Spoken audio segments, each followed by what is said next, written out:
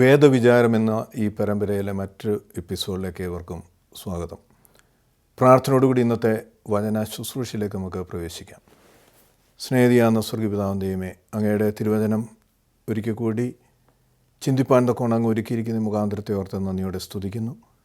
പരിശുദ്ധാത്മ നിറവിൽ രചിക്കപ്പെട്ട വചനം ആത്മനിറവിൽ ഘോഷിപ്പാൻ ബലഹീന നടിയനെ സഹായിക്കണമേ. ഈ തിരുവചനങ്ങൾ കേൾക്കുന്ന എല്ലാ മക്കൾക്കായിട്ടും പ്രാർത്ഥിക്കുന്നു. കേൾക്കുന്ന വചനം അവരുടെ ജീവിതത്തിൽ അനുഗ്രഹമായി തീരുവാനും അങ്ങ് സഹായിച്ചങ്ങോട്ട് ചേർന്ന് ജീവിപ്പാൻ മുഖാന്തരം ഒരുക്കുകയും ചെയ്യണമെന്ന് യേശുനാഥ് അപേക്ഷിക്കുന്ന പ്രാർത്ഥന പിതാവ് കേൾക്കണമേ. ആമേൻ.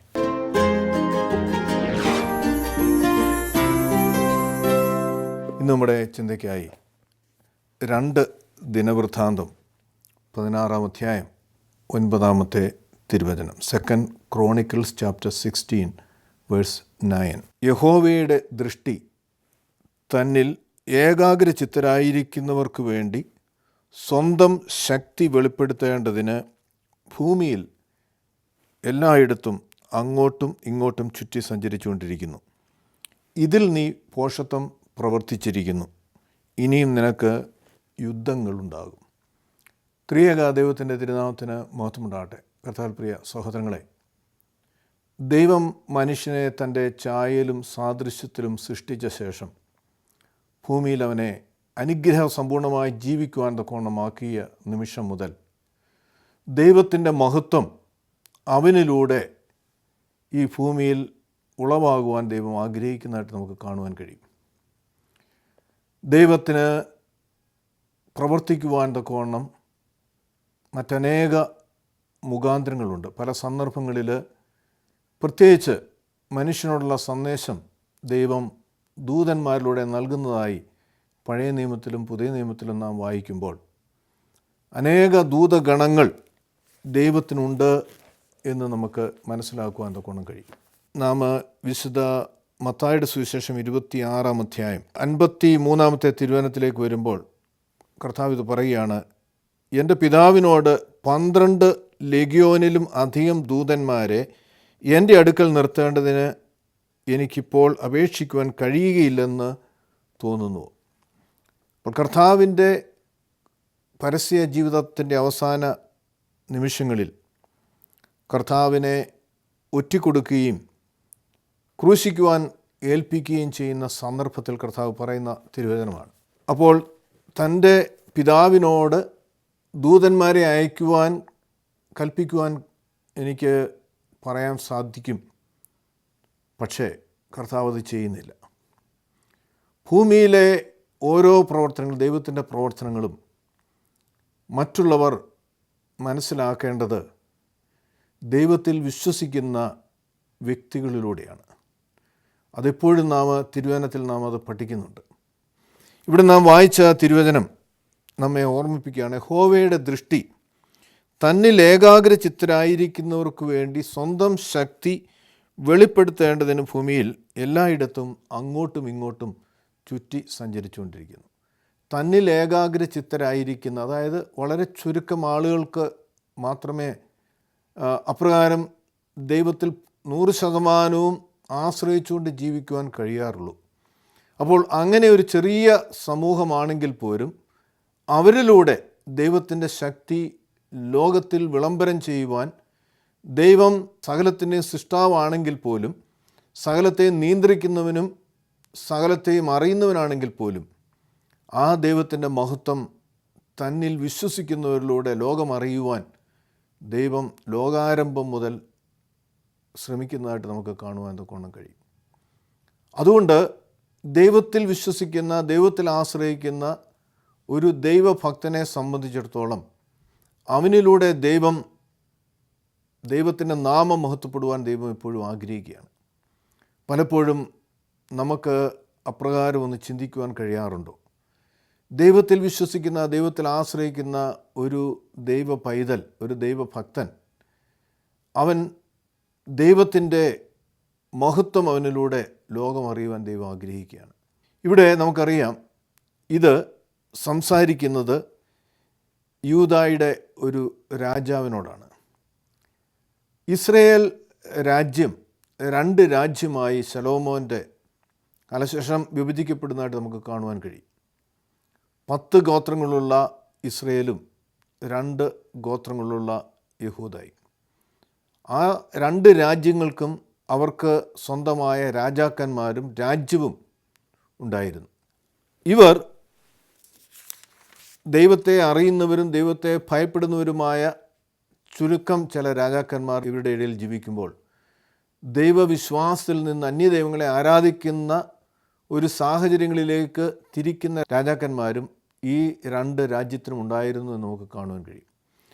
2 ദിനവൃത്താന്തം 14 അധ്യായത്തിലേക്ക് നാം വരുമ്പോൾ അവിടെ ആസ എന്ന യഹൂദ രാജാവിനെക്കുറിച്ച് നാം വായിക്കുകയാണ്. 14 അധ്യായത്തിൻ്റെ 1-ാമത്തെ തിരുവചനം, അബിയാബ് തൻ്റെ പിതാക്കന്മാരെ പോലെ നിദ്ര പ്രാപിച്ചു, ദാവീദിൻ്റെ നഗരത്തിൽ അവനെ അടക്കം ചെയ്തു. അവൻ്റെ മകനായ ആസ അവന് പകരം രാജാവായി. അവൻ്റെ കാലത്ത് ദേശത്ത് 10 വർഷം സ്വസ്ഥതയുണ്ടായി. അപ്പോൾ ആസയുടെ ഭരണകാലം ഇസ്രയേലിനെ സംബന്ധിച്ചോളം വളരെ പീസ്ഫുള്ളായിട്ടുള്ള സ്വസ്ഥതയുണ്ടായി, പീസ്ഫുള്ളായിട്ടുള്ള ഒരു കാലയളവാണ്.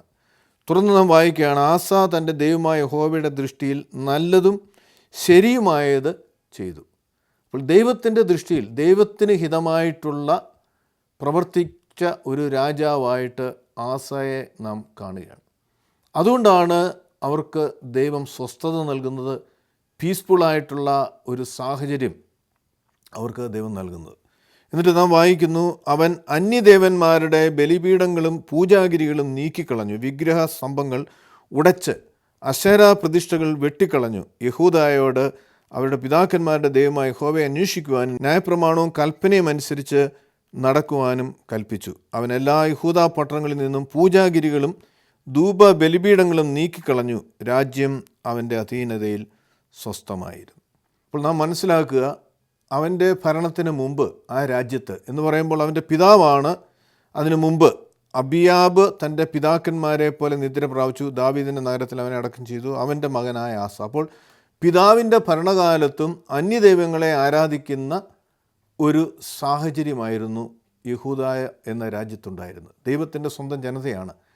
ഞാനല്ലാതെ മറ്റൊരു ദൈവം നിങ്ങൾക്കുണ്ടാകരുത് എന്ന് 10 കൽപ്പനയിലെ ആദ്യത്തെ കൽപ്പന ദൈവം അവരോട് അരുളി ചെയ്യുമ്പോൾ തന്നെ കാലങ്ങൾ കഴിയുമ്പോൾ അന്യദൈവങ്ങളെയും അന്യബിംബങ്ങളെയും ആരാധിക്കുന്ന ഒരു സാഹചര്യം അവരുടെ ഇടയിൽ ഉണ്ടാകുകയാണ്. അപ്പോൾ ഇതിനെ പൂർണ്ണമായും ആസ രാജാവായി കഴിഞ്ഞപ്പോൾ നശിപ്പിക്കുക മാത്രമല്ല, അവിടെ ഒരു കൽപ്പന യഹൂദായോട് അവരുടെ പിതാക്കന്മാരുടെ ദൈവമായ യഹോവയെ അന്വേഷിക്കുവാനും ന്യായപ്രമാണവും കൽപ്പനയും അനുസരിച്ച് നടക്കുവാനും കൽപ്പിച്ചു. ഒരു കൽപ്പന കൂടി അവനോട് വിളംബരം ചെയ്യും, മറ്റ് ദൈവങ്ങളെ മറ്റ് ബിംബങ്ങളെ ആരാധിക്കരുത്. മാത്രമല്ല ആ ബിംബങ്ങളൊക്കെയും അവൻ ബലിപീഠങ്ങളും പൂജാഗിരികളും അവൻ അവരുടെ ഇടയിൽ നിന്ന് നീക്കം ചെയ്യുകയാണ്. അത് നാം വായിക്കുമ്പോൾ നമുക്ക് വളരെ ലഘുവായി തോന്നിയേക്കാം. പക്ഷേ നാം മനസ്സിലാക്കുക, അന്യദൈവങ്ങൾ എന്ന് പറയുമ്പോൾ മറ്റൊരു വിശ്വാസമുള്ള ഒരു സമൂഹമാണ്.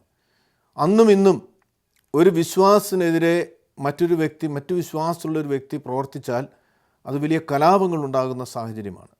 ഇന്ന് ക്രൈസ്തവർക്കെതിരെ മറ്റു മതങ്ങളിലുള്ളവർ പ്രവർത്തിക്കുമ്പോൾ, അല്ലെങ്കിൽ മുസ്ലിംസിനെതിരെ മറ്റു മതങ്ങൾ, അല്ലെങ്കിൽ ഹൈന്ദവർക്കെതിരെ മറ്റു മതങ്ങളിലുള്ളവർ പ്രവർത്തിക്കുമ്പോൾ അത് വലിയ കലാപങ്ങൾ, വലിയ സംഘർഷങ്ങൾ ഉളവാകുന്ന സാഹചര്യമാണ്. ആരുടെയും വിശ്വാസത്തെ ചോദ്യം ചെയ്യുന്നത് ആർക്കും ഇഷ്ടമില്ല.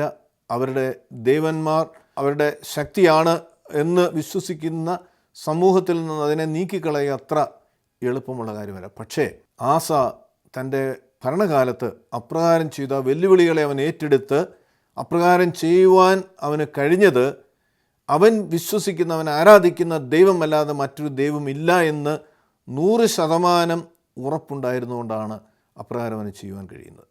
എന്നിട്ട് നാം വായിക്കുകയാണ്, യഹോവ അവന് വിശ്രമം നൽകിയതിനാലും ദേശത്ത് സ്വസ്ഥത ഉണ്ടായതിനാലും ആ വർഷങ്ങളിൽ അവന് യുദ്ധം ഇല്ലാതിരുന്നതിനാലും അവൻ യഹൂദായിൽ കോട്ട കെട്ടിയുറപ്പിച്ച പട്ടണങ്ങൾ പണിതു. അപ്പോൾ അവൻ്റെ ഭരണകാലം വളരെ സ്വസ്ഥതയുള്ള, പീസ്ഫുള്ളായിട്ടുള്ള ഒരു കാലയളവായിരുന്നു. കാരണം അവൻ ദൈവത്തെ ഭയപ്പെട്ട് ദൈവത്തിനു വേണ്ടി നിലനിന്ന ഒരു രാജാവായിരുന്നു എന്ന് നമുക്ക് കാണുവാനായിട്ട് കഴിയും. 14 അധ്യായത്തിൻ്റെ 9-ാമത്തെ വാക്യം നാം വായിക്കുമ്പോൾ, അനന്തരം കൂശ്യനായ സേരഹ് 10 ലക്ഷം പടയാളികളും 300 രഥങ്ങളുമുള്ള സൈന്യത്തോടുകൂടെ അവർക്കെതിരെ പുറപ്പെട്ട് മരേശ വരെ വന്നു.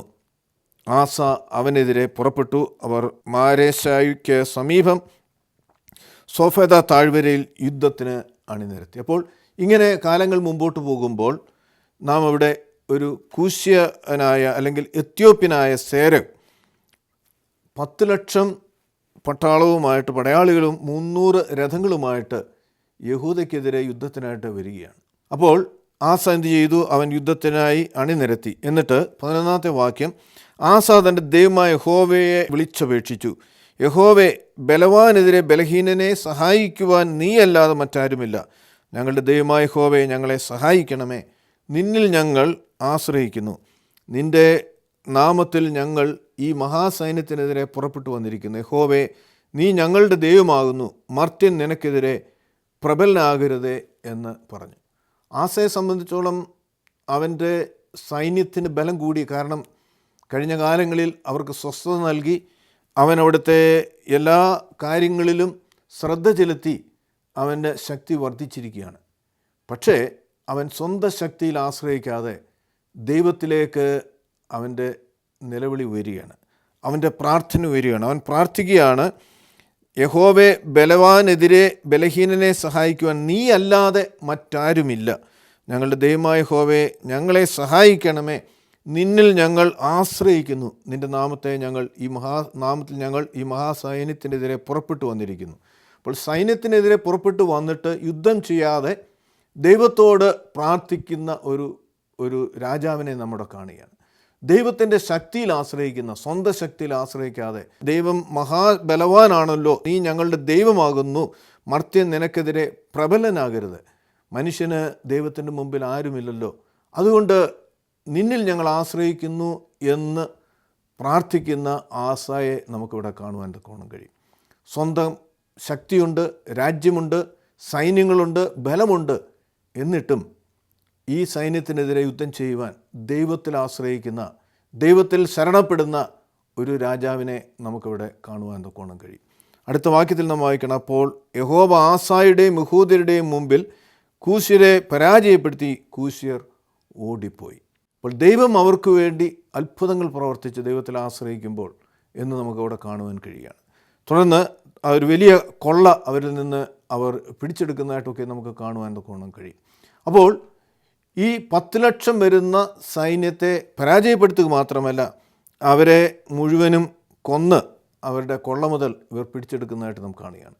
ഈ വാർത്ത തീർച്ചയായും ചുറ്റുപാടുമുള്ള രാജ്യങ്ങളിലെ രാജാക്കന്മാർ മനസ്സിലാക്കിയിട്ടുണ്ടാകാം.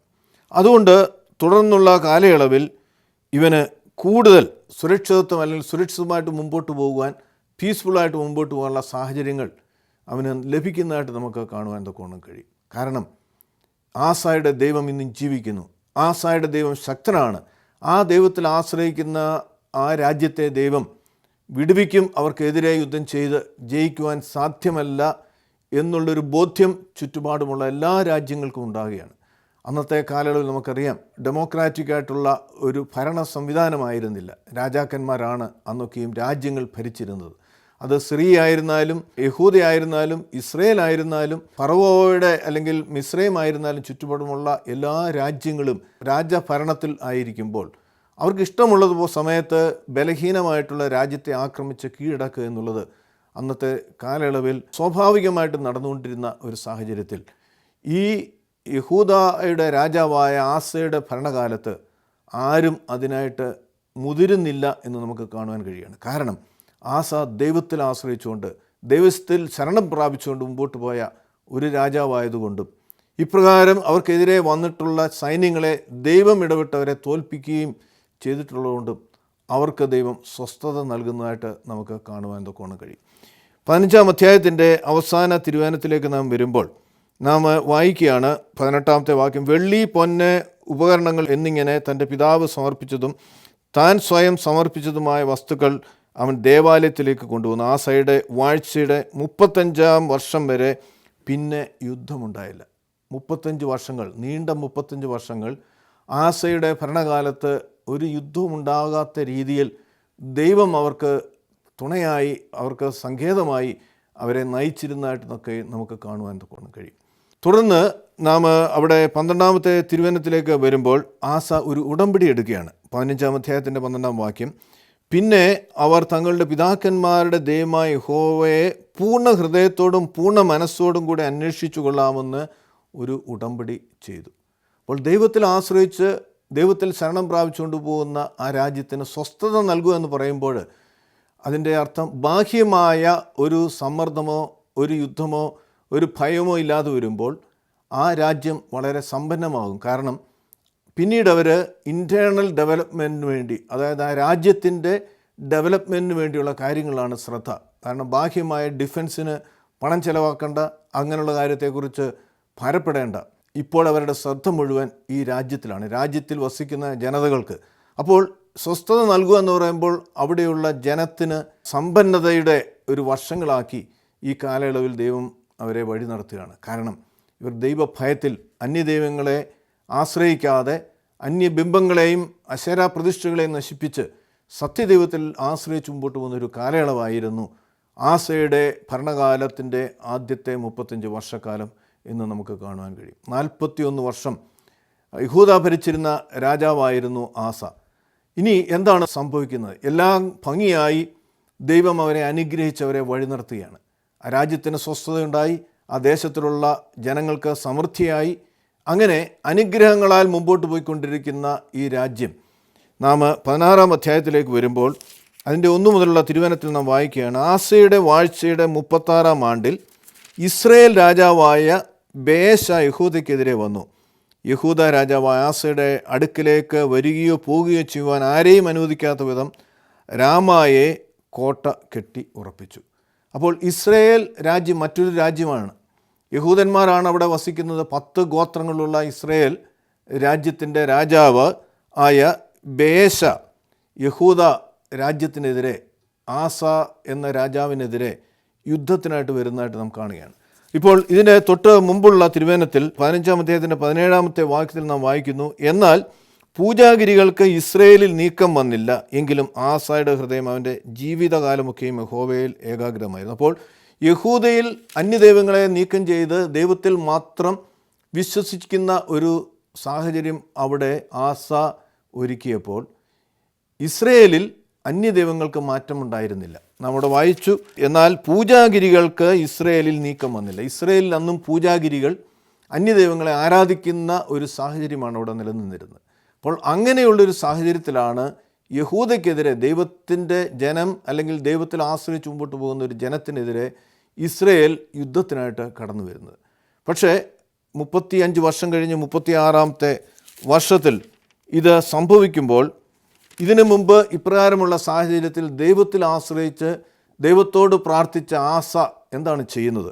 നാം 16-ാം അധ്യായത്തിൻ്റെ 2-ാം വാക്യം വരുമ്പോൾ, അപ്പോൾ ആസ യഹോവയുടെ ആലയത്തിലെയും രാജധാനിയിലെയും ഭണ്ഡാരങ്ങളിൽ നിന്ന് വെള്ളിയും പൊന്നുമെടുത്ത് ദമ്മേശക്കിൽ വസിച്ച ആരാം രാജാവായ ബെൻ ഹദദിന് കൊടുത്തയച്ചു.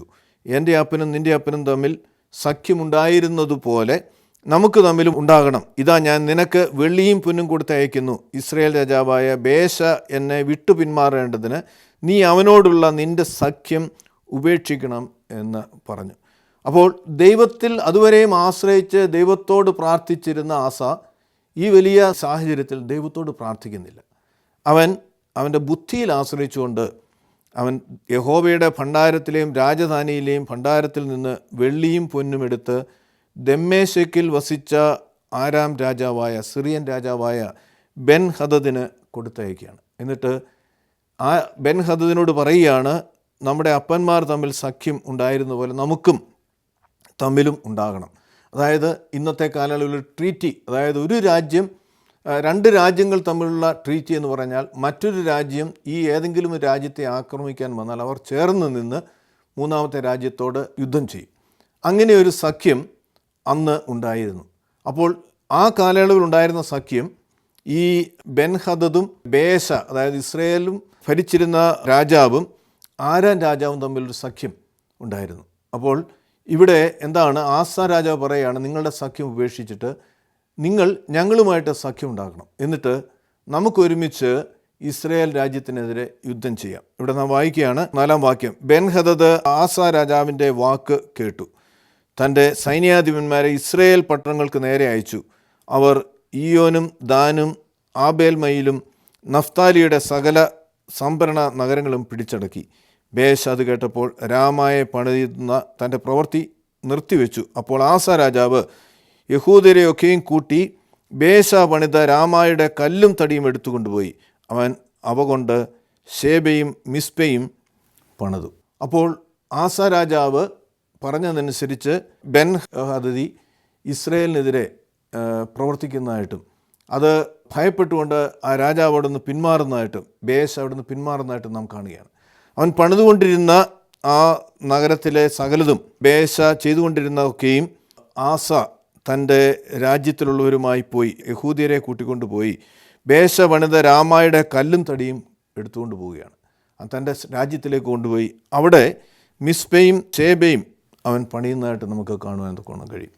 അപ്പോൾ അങ്ങനെ ഇരിക്കുന്ന സാഹചര്യത്തിൽ ലോകപ്രകാരം എല്ലാം ഭംഗിയായി, അവനൊന്നും സംഭവിച്ചിട്ടില്ല.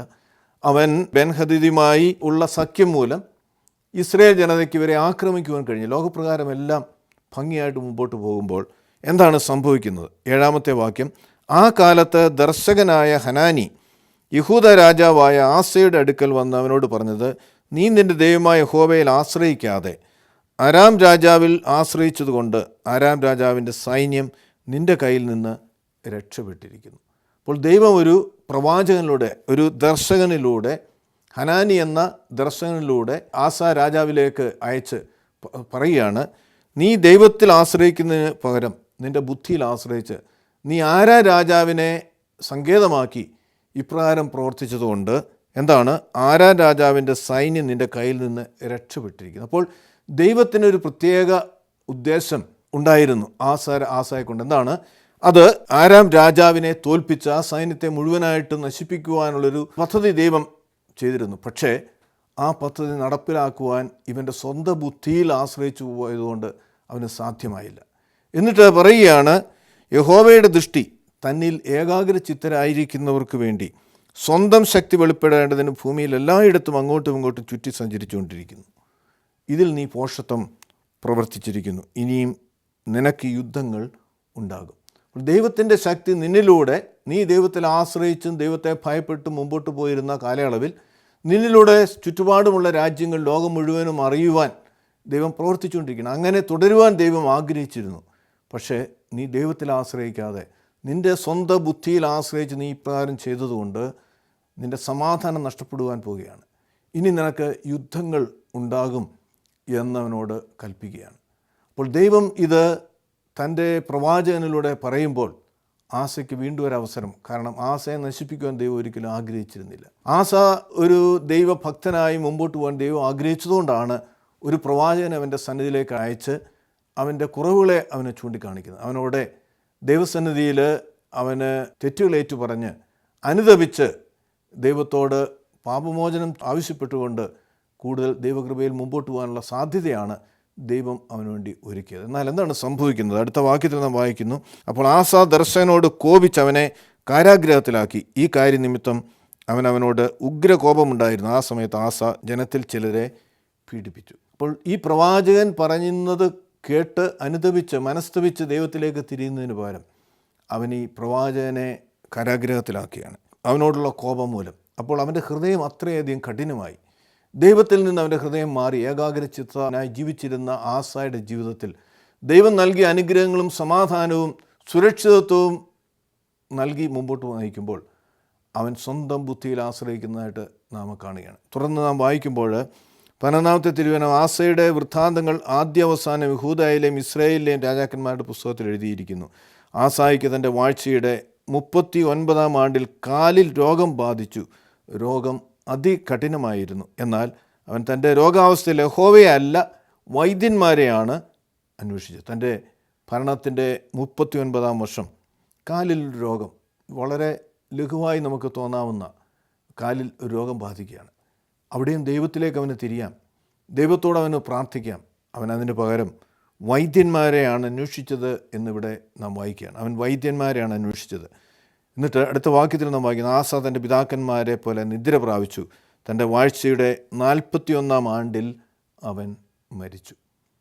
41 വർഷക്കാലം യഹൂദ ഭരിച്ചിരുന്ന ആസ 35 വർഷക്കാലം ദൈവത്തെ അന്വേഷിച്ചും ദൈവത്തെ ഭയപ്പെട്ടും ദൈവത്തിലേക്ക് ജനത്തെ നയിച്ചും പൂജാഗിരികളും വിഗ്രഹങ്ങളും നീക്കി ദൈവത്തിൽ ഏകാഗ്രചിത്തനായി മുമ്പോട്ട് പോയിരുന്ന ആസ തൻ്റെ അവസാന കാലയളവിൽ ദൈവത്തിൽ നിന്ന് അകന്നു പോവുകയാണ്. അനുഗ്രഹങ്ങൾ ദൈവത്തിൽ നിന്ന് പ്രാപിച്ച് നന്മകളാൽ മുമ്പോട്ട് സ്വസ്ഥതയുള്ള ഒരു കാലയളവ് ദൈവം നൽകിക്കഴിയുമ്പോൾ അവൻ്റെ ബുദ്ധിയിൽ ആശ്രയിച്ച് അവൻ മുമ്പോട്ട് പോയതിൻ്റെ ഫലമായി, ദൈവത്തെ അന്വേഷിക്കാത്തതിൻ്റെ ഫലമായി, ദൈവത്തിൽ ആശ്രയിക്കാതിരുന്നതിൻ്റെ ഫലമായി അവൻ്റെ ജീവിതത്തിൻ്റെ അവസാന നാളുകൾ വളരെ ദുഃഖപൂർണമായി തീരുന്ന ഒരു സാഹചര്യത്തിലേക്ക് നയിക്കപ്പെടുന്നു എന്ന് നമുക്കവിടെ കാണുവാൻ തക്കോണം കഴിയും.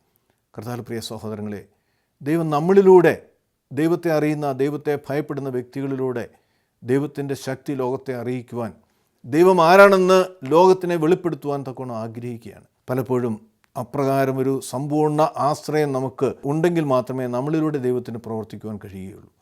നമുക്ക് ദൈവം അനുഗ്രഹങ്ങളും നന്മകളും നൽകുമ്പോൾ ദൈവത്തിൽ നിന്ന് അകന്നു പോകാതിരിക്കുവാൻ, ദൈവത്തിൽ മാത്രം ആശ്രയിച്ചുകൊണ്ട് നമ്മുടെ ജീവിതത്തിൻ്റെ അവസാന നിമിഷം വരെ നിലനിൽക്കുവാൻ ആസയുടെ ജീവചരിത്രം നമ്മെ വലിയ പാഠമാണ് പഠിപ്പിക്കുന്നത്.